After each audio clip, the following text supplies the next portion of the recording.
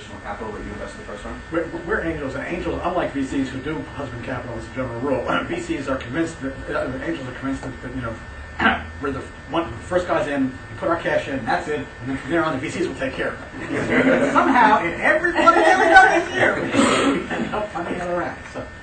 I mean, I think I would say on the legal side of that, and I don't know if any of your firms works this way, but a fair number of VCs like to fund in tranches, and they figure out when the next funding occurs based on hitting some milestones, which could be tied to your projections. And so, there is this tension because you want them to be high enough to get a really good valuation, but you don't want to have your second, bit of cash coming in based on projections that are, very unrealistic when in fact you're running up all the expenses and what it's But in answer to Joe's question, this really shouldn't be a game playing kind of thing. VCs and investors are really smart people. I mean, they may be evil, nasty, you may hate them, whatever it is, but they're really pretty smart. And they've done this again and again. This is our business. We do this all the time.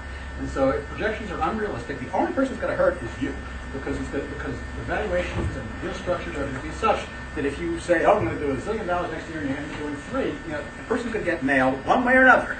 But given the deal structure, is going to be you. So it doesn't do anybody any good. And we're all expecting that if it's a business good enough for us to invest in, then 3, 4, 5 years out, there'll be money there. If the market's right and the product's right and the team is right, we don't know how much money is going to be out there, but there'll be a lot. But you can't estimate appropriately your next couple of years and do it really rationally and show us where the numbers came from and then live up to those numbers.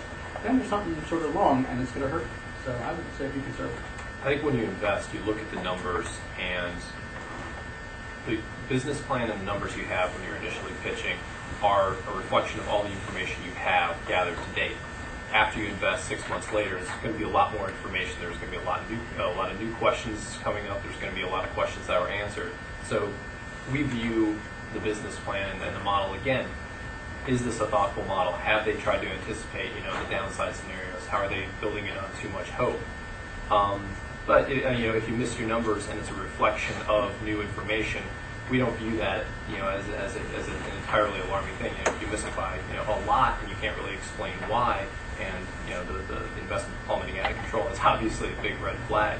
But if you're thoughtful in general about the business plan before, it gives you confidence that the this is a management team that can block and tackle its way through problems.